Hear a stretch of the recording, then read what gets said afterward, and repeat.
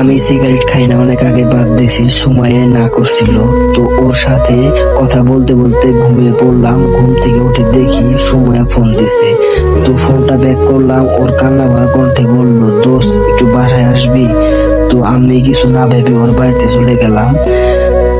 Hello guys, আসসালামু আলাইকুম। আমি সানি রহমান, ব্ল্যাক হিস্ট্রি চ্যানেলের পক্ষ থেকে আপনাদেরকে সকলে স্বাগত।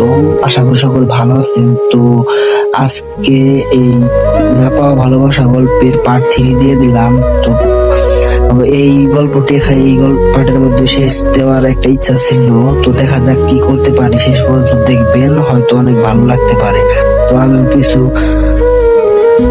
আমিও কিছু না ভেবে ওদের বাড়ি চলে গেলাম। দেখি বাড়িটা অনেক সাজানো, মনে হচ্ছিল কোনো অনুষ্ঠান। বাড়িতে ঢুকতে আঙ্কেলের সাথে দেখা। তো আঙ্কেল বলল, কেমন আছো? আমি বললাম, ভালো আছি, আপনি? আলহামদুলিল্লাহ। তো দেখো সময় হয়তো পুরো ঘরে আছে।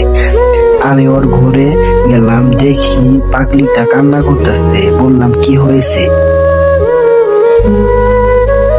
দোস্ত, আমার বিয়ে ঠিক হয়ে গেছে, আগামী 9 তারিখে বিয়ে। কথাটা শুনে ভিতরটা অনেক কেঁপে উঠলো, অনেক কষ্ট লাগতেছিল। তো কি করার আছে, ওকে তো এখন পর্যন্ত বলতেই পারলাম না ভালোবাসি।